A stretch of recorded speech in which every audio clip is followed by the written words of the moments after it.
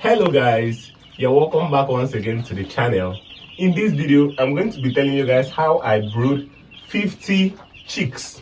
So I got these 50 chicks, like they're about 2 days old here in my farm. So I got them 2 days ago. I got 50 of them. So I want to be showing you guys how I'm actually brooding them and some few things you need to actually start like a 50 capacity poultry farm. So this is my little poultry farm here. At least I spend very little amount of money. I did not really get some few things, like you see what I'm using for my feeders. Some people will get that other one that they use for the chicken. They are the feeder that a little chicks used to eat. So I'm going to be telling you guys some major things you need to actually brood them. So number one thing you actually need is that you need to put them in a warm place. Yes, this particular place here is not a place that cold enters easily. As you can see, it's been cemented.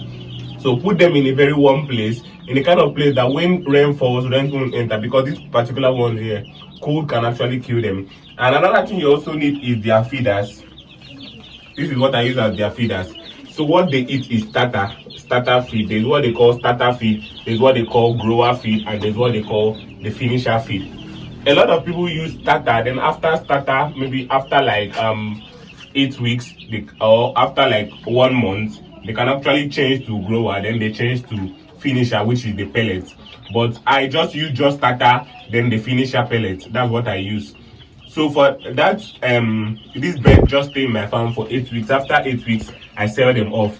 That's how interesting it is to keep chicken. After 8 weeks, I sell them off and I get my money.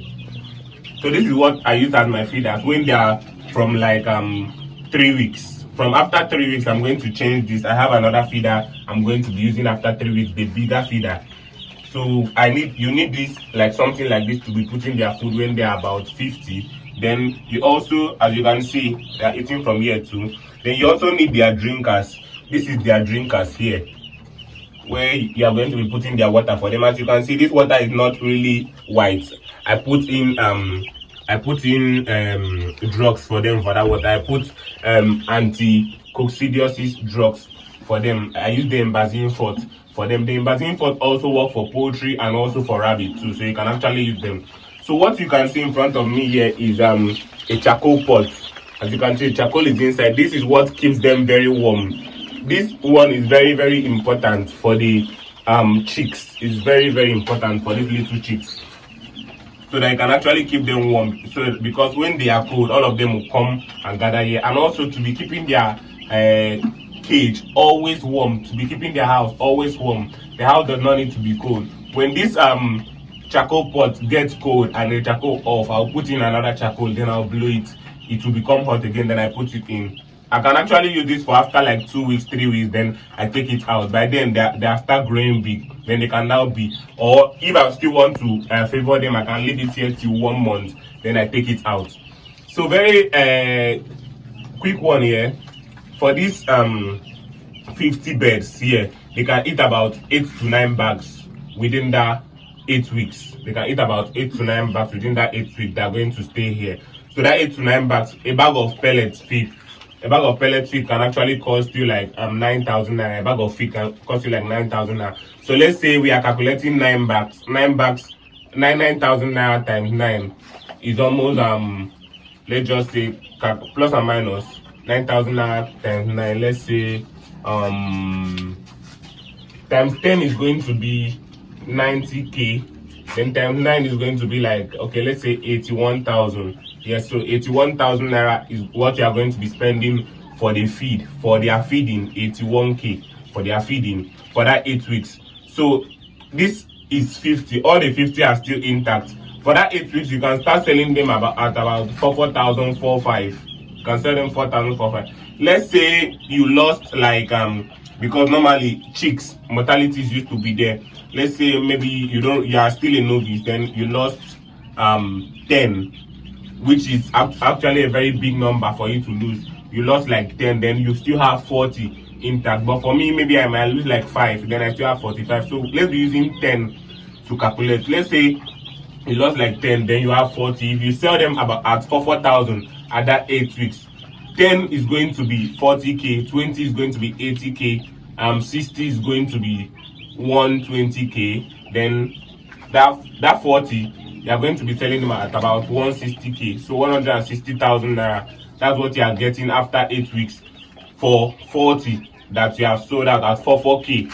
Then at 44,000 naira. So for those of you guys that are outside Nigeria, the dollar rate now is about 700 naira for $1 for the black market. So you can actually do the calculation. But if you are in Nigeria, that is about 4,000 naira you are selling one, which is the 40 of them which are still remaining after 8 weeks is going to be giving you about 160k. So you spent about 81,000 for the feed. Let's say you got some medications and maybe you are paying for the place you are housing them, plus and minus, you should still be able to get some gain after the end of each 8 weeks. That's 8 weeks is about 2 months. So a lot of you guys that are still thinking about ways to go into poultry farming, you can actually go into poultry farming. It's actually profitable. The number one thing you need to know how to do is that try as much as possible to be able to reduce the mortality rate you are getting, so that you will be able to get more money out of it, especially this period where they are still at, they are not even up to a week old. This is the one of the most delicate period for them.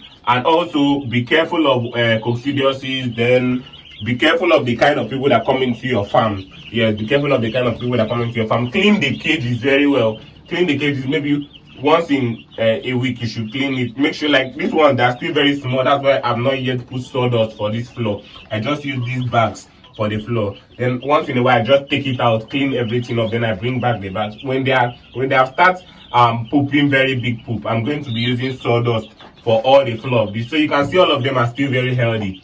So for those of you guys are still thinking, can I still start poultry farming? Yes, we are still going to be teaching more about poultry farming here in our channel. So for those of you guys that are yet to subscribe to our channel, please do all to subscribe to our channel.